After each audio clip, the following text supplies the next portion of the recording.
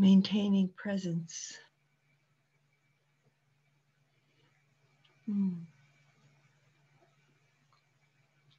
Well, shame is, I'll just start with shame and maybe move to maintaining presence, because in a way that's kind of the antidote to shame. So managing insecurities, acceptance, so lots of topics. They're very interconnected. So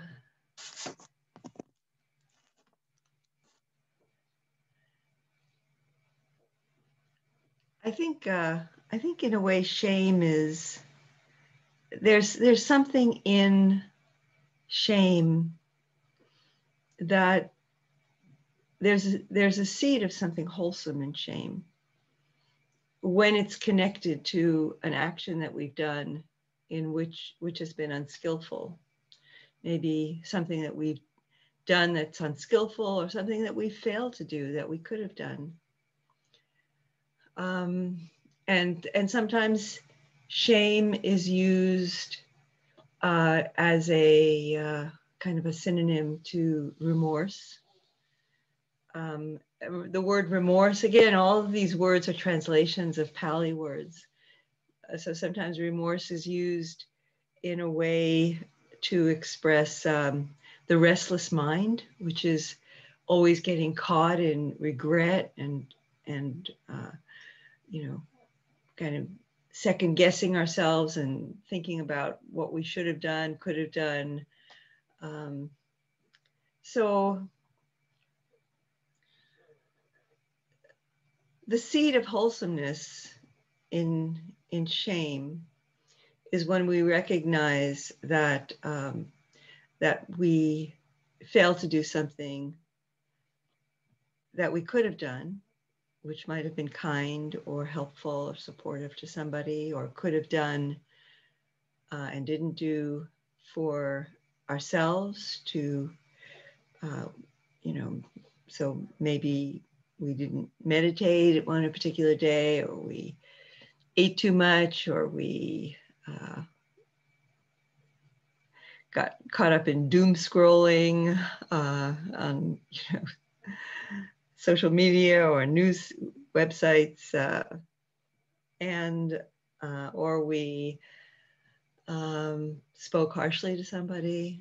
So all of these recognitions are important, and with them, when we recognize, when we do have an intention, when there's an intention to live with an open heart, with a kind heart, ethically, skillfully, mindfully, and we recognize that we in some way fell short of that. The recognition of that is a good thing, and we can learn from it. When we contract around the identification with the unskillful action, or the omission or commission. In Christianity, there's sins of commission and sins of omission. So we don't use the word sin, but it's helpful to think of, what did I not do that I could have done, or what did I do that I maybe couldn't, shouldn't have, or would have been better not to. So to allow that to touch our hearts, to say, wow, I do feel bad about that. I feel bad at having spoken harshly to my partner. I regret, having gotten caught up in a little bit of gluttony and eating more than I needed, or, all of these things. And just got to get a Kleenex, sorry.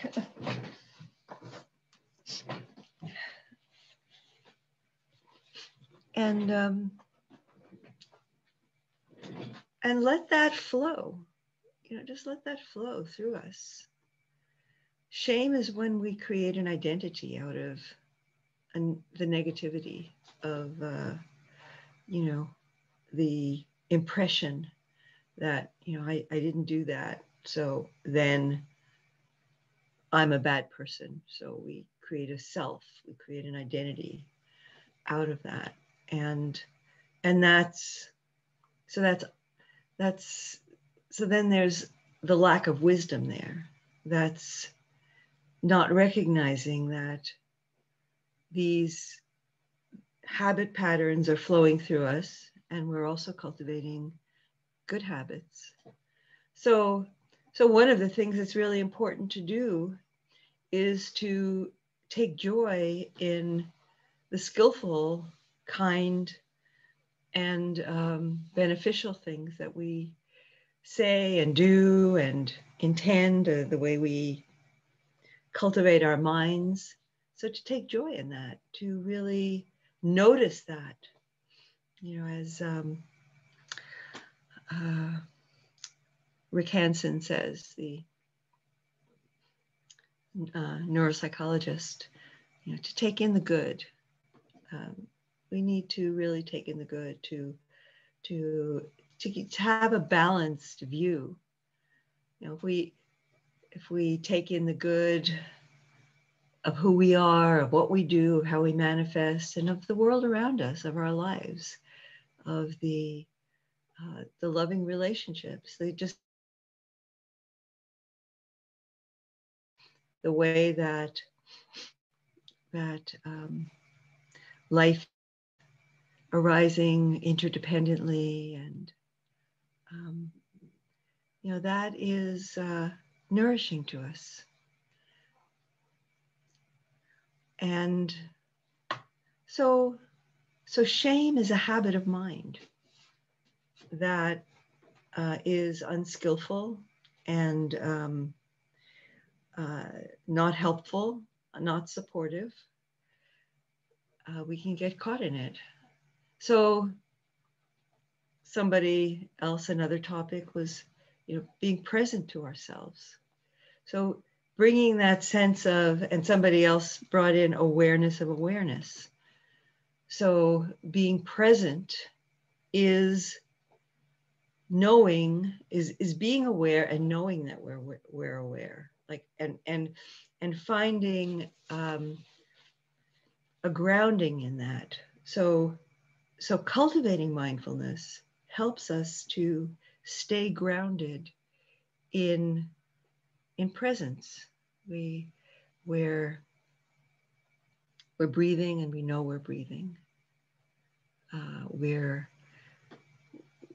We're engaging in relationships, and we know we're aware in the moment. When we're speaking, when we're responding, we're aware. We're present within ourselves. So that positive cultivation of mindfulness, it's the gateway to all the awakening factors. Just staying attentive, mindful, present, helps us to notice, when an unskillful reaction comes up. Maybe somebody, and the people that we're seeing most of all are the people who we're close to. So if we're living with somebody, or if we're in a bubble with somebody, or if we're in ongoing contact with some people around work or friendships, these are most often the people that we'll react to, because they're the people who are familiar to us, and really they are the people that we should be really honing our practice with. So So it's especially important that we are mindful with our with the people who are close in our lives. There, I don't know about you. I think a lot of us who do have somebody that we're sharing space with, it's really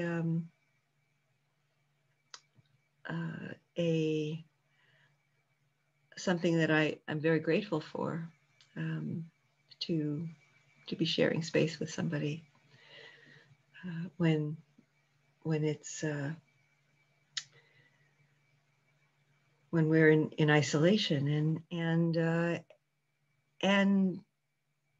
all of us who, even if we are living alone, we have people in our lives, and hopefully we do.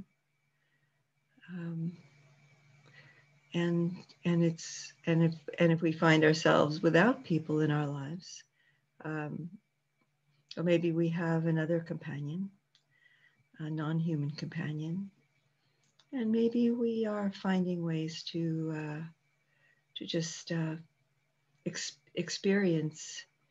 Maybe all of us are finding ways to experience the sense of being in relationship, however we can and however we do in the world, as something very precious. So really cultivating that mindfulness and skillfulness in relationship.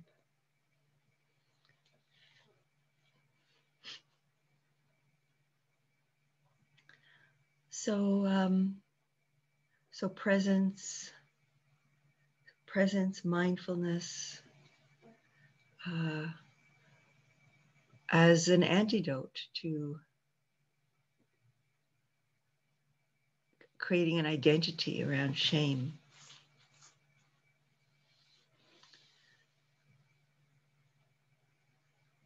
So,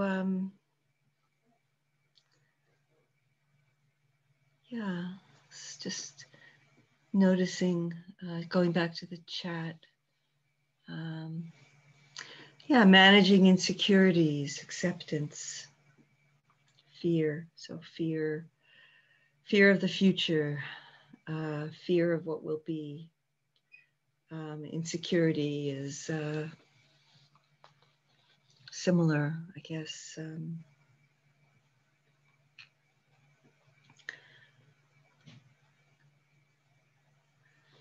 So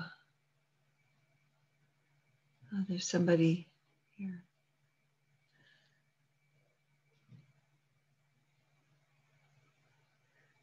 So we feel emotions which are we feel emotions which are painful. Fear is a painful emotion. Insecurity is a painful emotion. They arise from the conditions, from inner and outer conditions of the mind, and conditions of, what's unfolding in the world around us. And so there's a lot of uncertainty now. And so just recognizing and accepting that, there's a lot of uncertainty now, and this is what life is presenting, and this is how life is unfolding, and it's not the way I would prefer it. It's not what I want. It's not what I would choose, and it's what is. And life, many times in our lives, we are encountering things that we don't choose, but it's how things are. So the gift of practice, the gift of Dharma practice, is the capacity to cultivating the capacity to be with things as they are. Another way of saying that is acceptance. So acceptance is not passivity. Acceptance is not resignation. Acceptance is an aliveness in which we're not living in a state of resistance. We're not living in a state of aversion to how things are.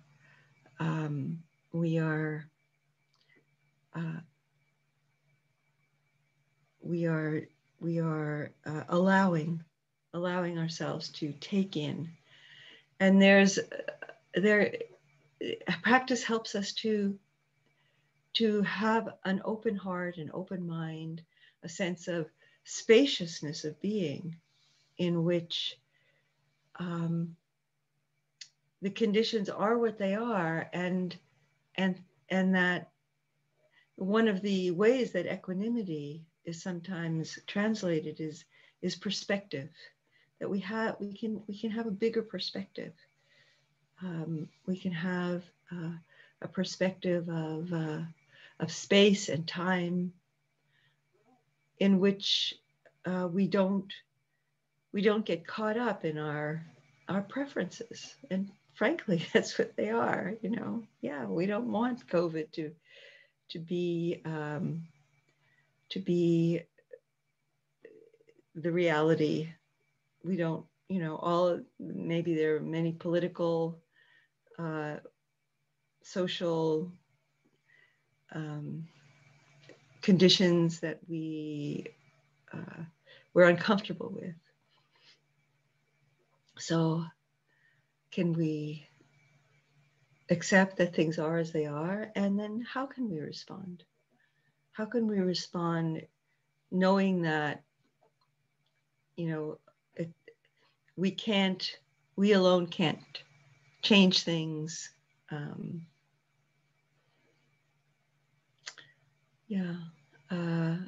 But we can respond and contribute to positive change in this moment. And how I am holding something in my heart, in my mind, in my body. How I'm holding something in my body and being is part of how I'm responding. It can be a wholesome root, or it can be an unwholesome root. I'm reading a very beautiful book now called My Grandmother's Hands.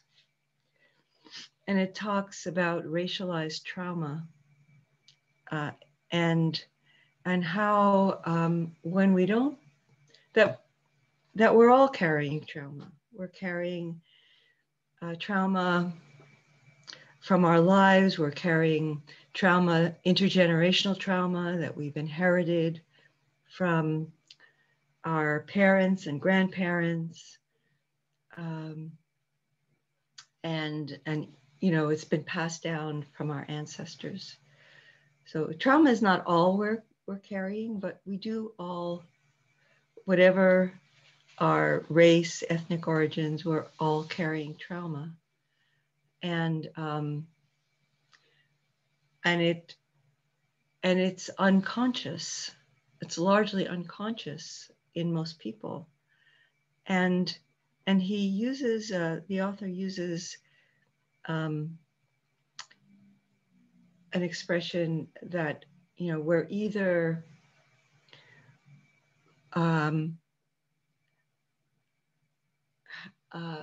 he uses I'm not remembering exactly. It's either we have a clean response, or in which we've processed our trauma and we're conscious, we're aware of the impact on us, and we've kind of processed it through our being, and it makes us a wiser, more open-hearted person, or we're reacting out of the base of our trauma. And it's very much in alignment with mindfulness teachings, the way he expresses this process. And and his and he lays out pathways for people who are of the white race, using these in quotes, because all races are constructions which were created for the purpose of oppression of darker skinned people. But the lighter skinned people, white people, carry trauma also, but in different ways. And the it's really, really important to be open to this and to accept it and to work it through. It's a responsibility that we all have. And Black people and people of color are being re-traumatized in our society continuously, still in the present, in more extreme ways than most white people are. So I went off on that just because it's just, he uses these words that it's either clean, that our response is clean because we're recognizing that there are reactivities that come up, and there's a mindfulness of them. Or he uses the word dirty in that we're just re-manifesting the trauma again as we come out. And and it's a process as we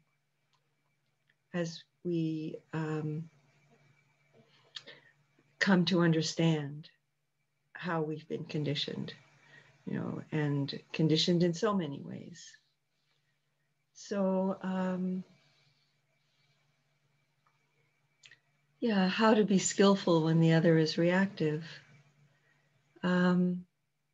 It starts with, it starts with this development of non-reactivity, and cultivating compassion. And also, it's really important that somebody said respectful of self and others. So respectful of self.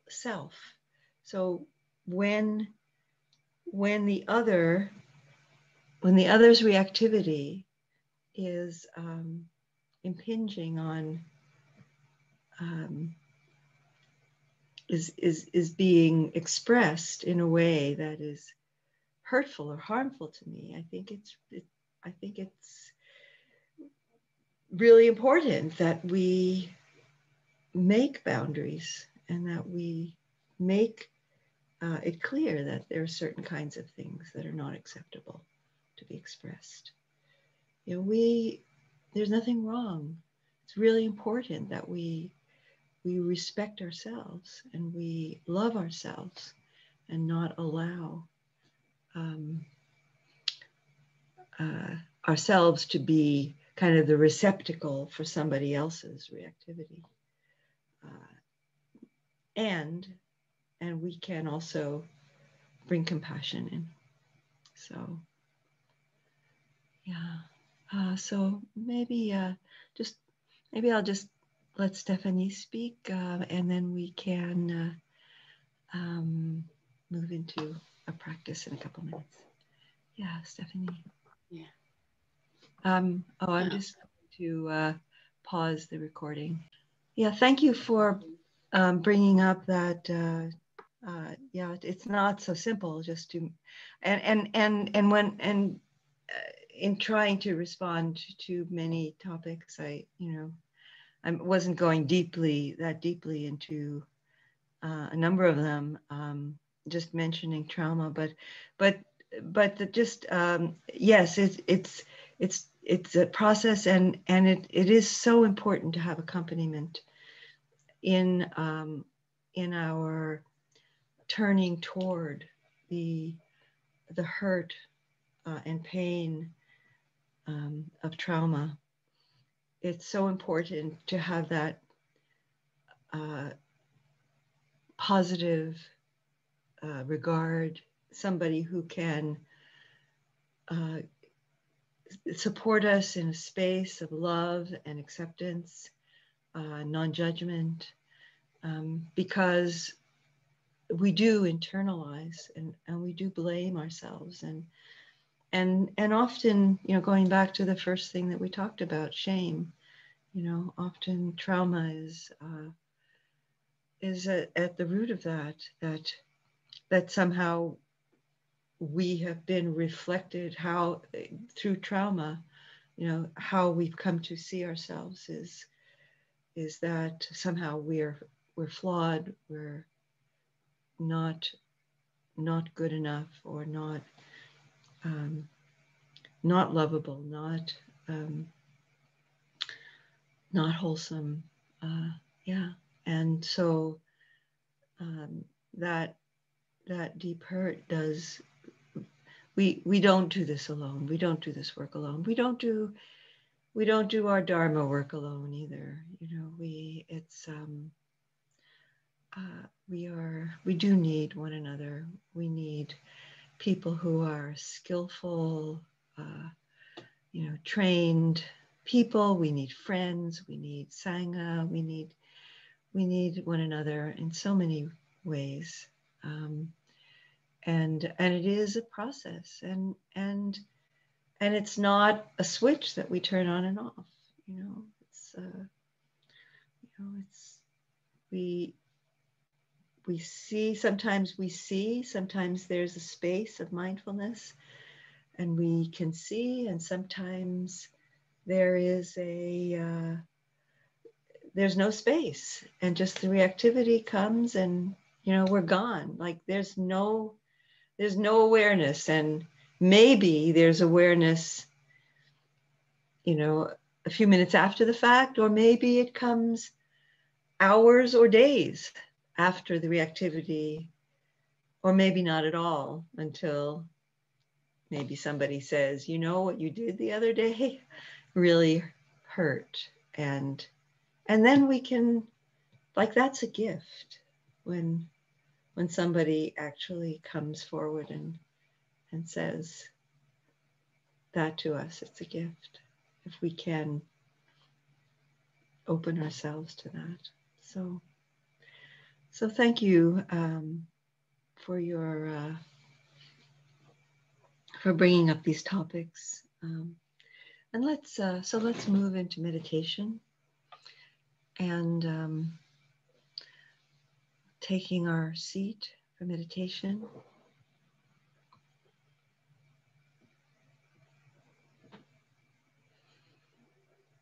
So I will guide, I'll guide into the practice, and then we'll have some silent sitting, and then I'll end with a guided metta practice.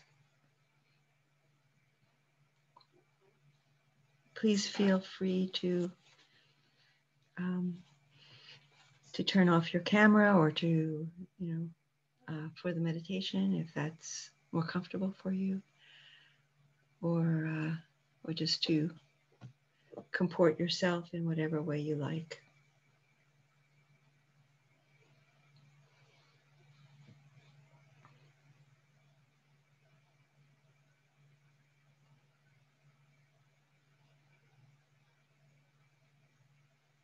So we can arrive feeling ourselves sitting on the earth, just aware of that very simple and immediate experience of the earth supporting us.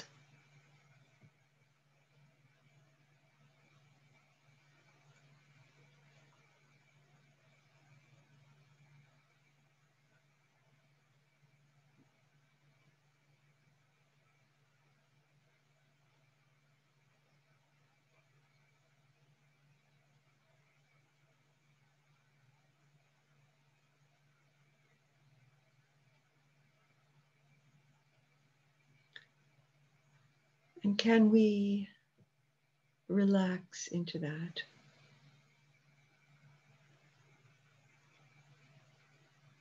We're always in relationship with the earth.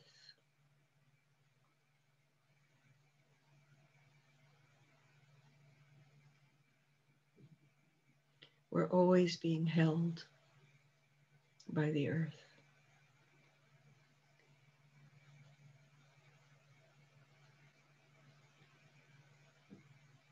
We're always being nourished by the earth.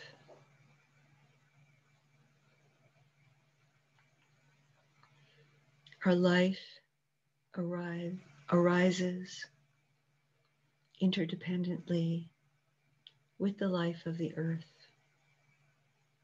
We are an expression of the life of the earth. With each breath,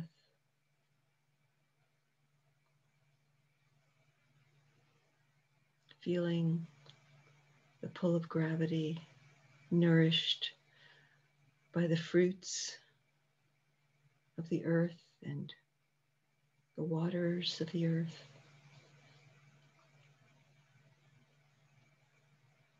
We are a flowing, changing, growing manifestation of the earth.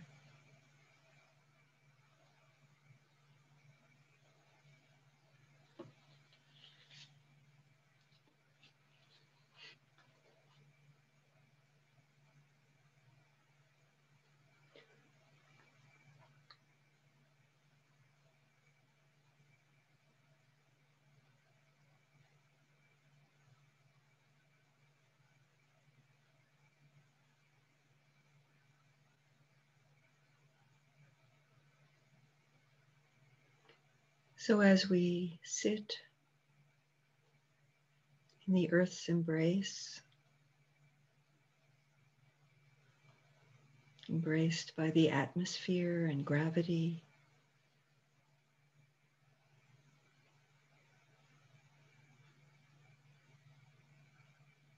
in this cyber field of connection, of Sangha, gathered in this time,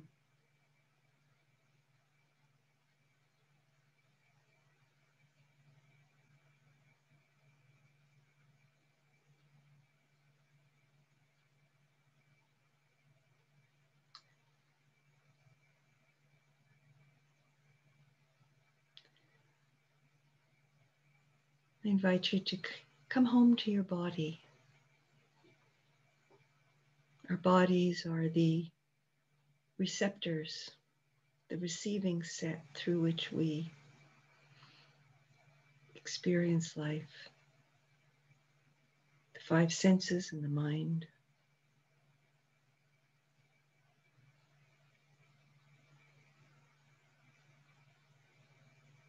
Bring a presence to the body.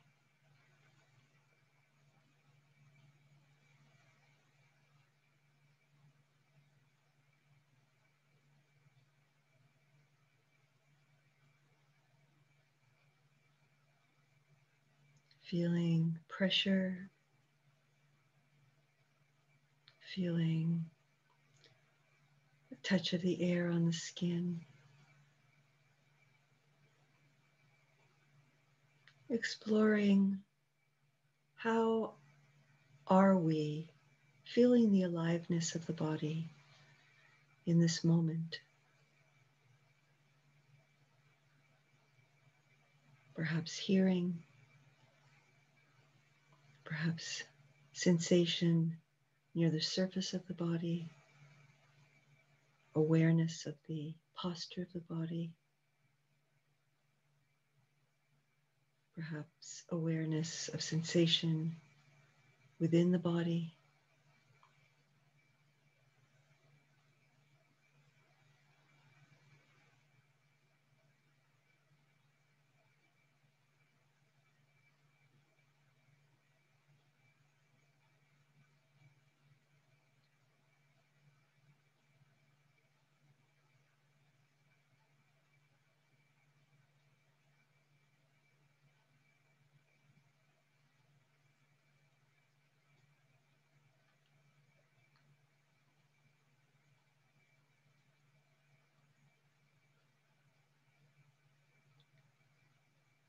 You might notice if there are places where there seems to be tightness or tenseness or contraction, maybe in the face, jaw, behind the eyes.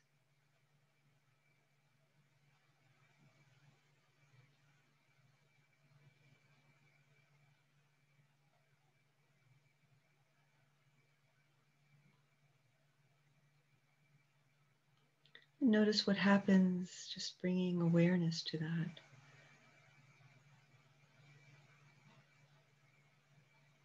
Maybe it opens up a little bit, or maybe not. It doesn't need to be a problem. It can just be what it is. But there can be a quality of openness and acceptance around it.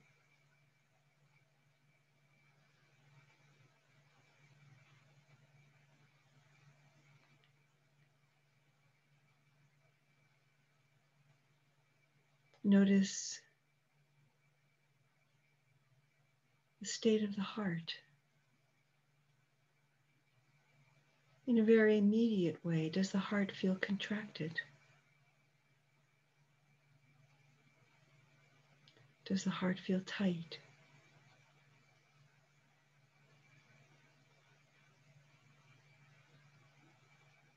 Does it feel open, soft?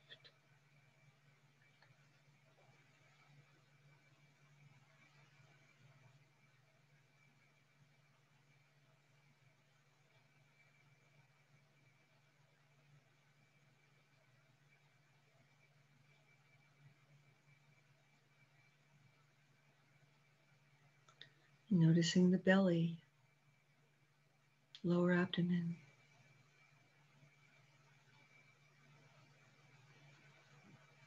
Again, noticing if there's contraction, tightness.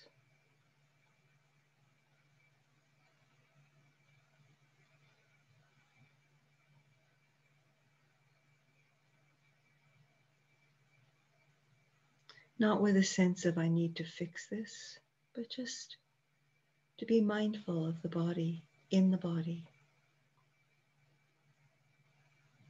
To be present in the body and be aware of how the body is in this moment.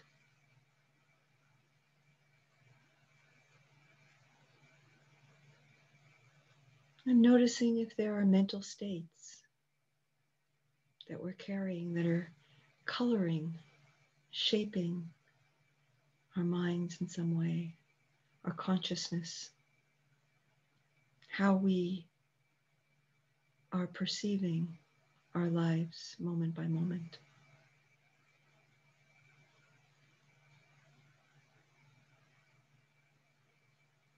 Is there clinging, fear, loss, dissatisfaction, self-judgment?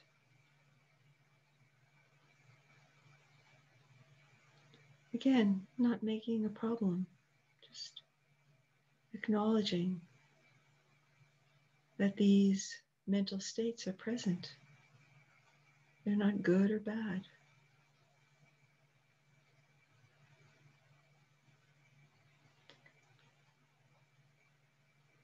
They arise from conditions, inner and outer conditions.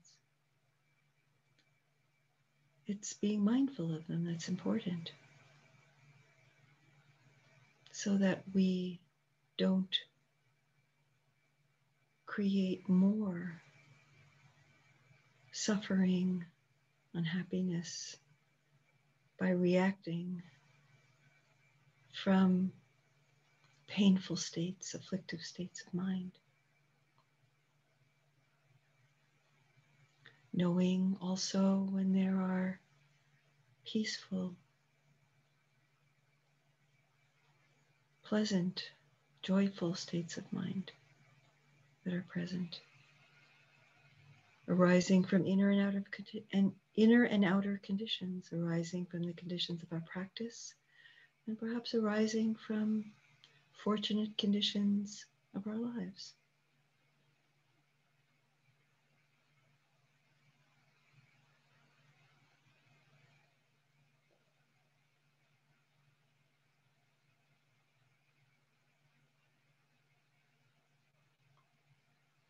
Just being aware of what is the mind manifesting? How is the mind manifesting? What are the energies that are pervading the mind and body now?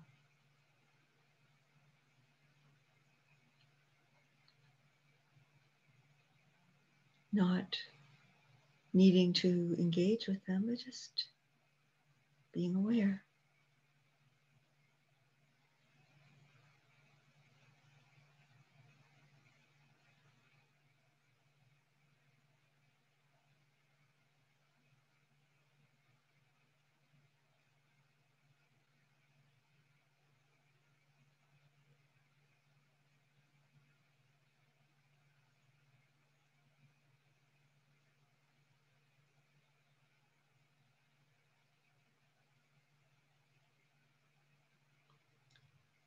And as our practice deepens, we can stabilize in that awareness.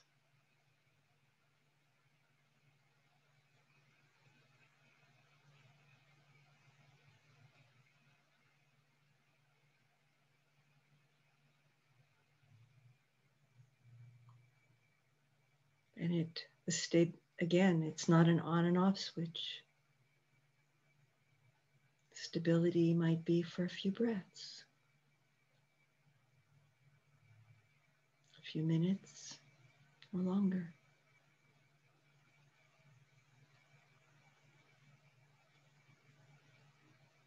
But as we recognize this deep rest, this deep sense of peace and stability, and how nourishing it is,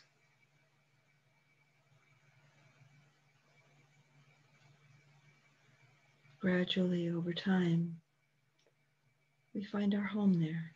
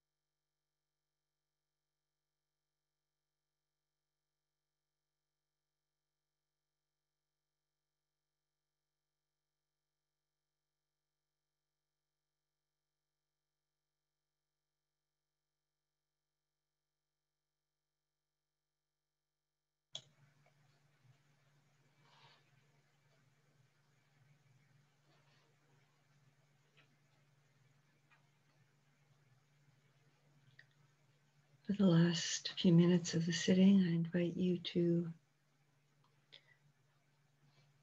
bring your attention to the heart center.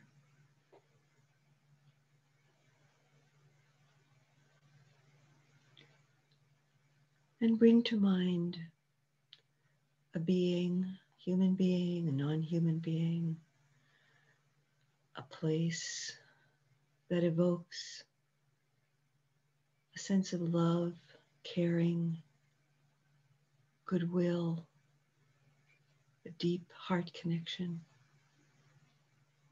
friendship, whatever word evokes this heart quality for you.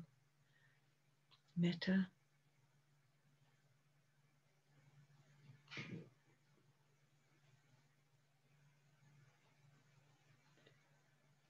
And connect with how you experience this metta.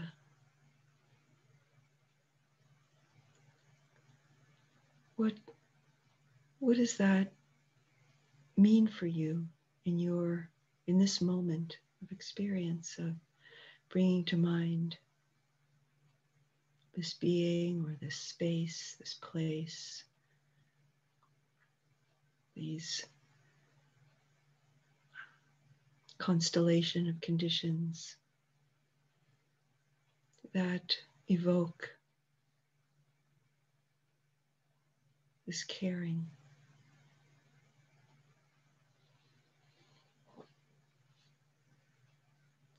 A friend, a niece or nephew, partner, an animal, grandmother, grandfather, parent, teacher, child.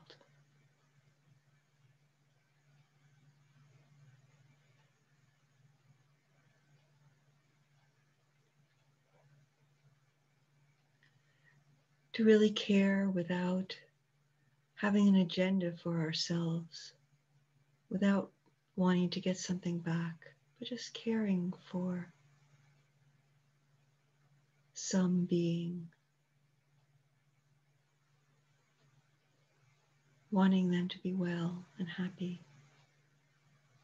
to thrive.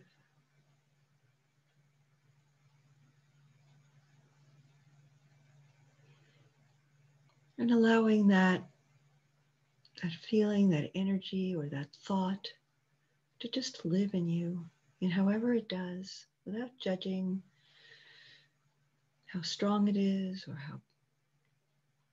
however it is. Inviting it to be known in the heart, be known in the whole body.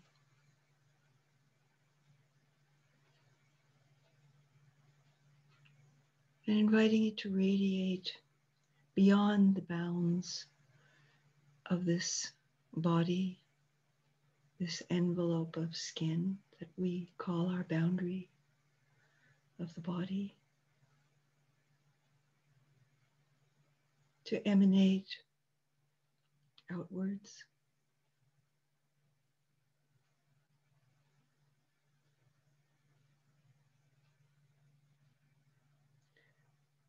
A field of kindness, a field of caring, of goodwill.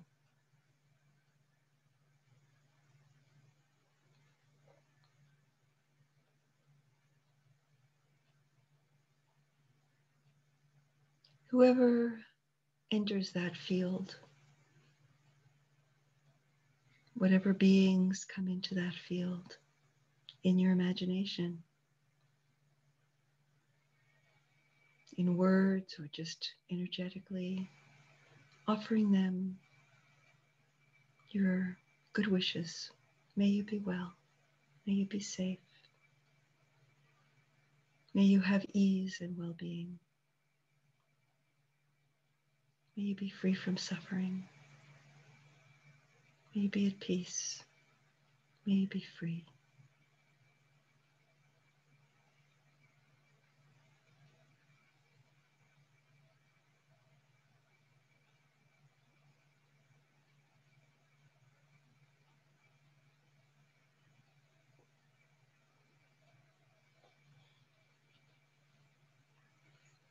And if you wish to bring your hands together, or however you wish to comport yourself, we can bring an intention, a dedication. May our practice and our lives serve the happiness, well-being, and liberation of all beings.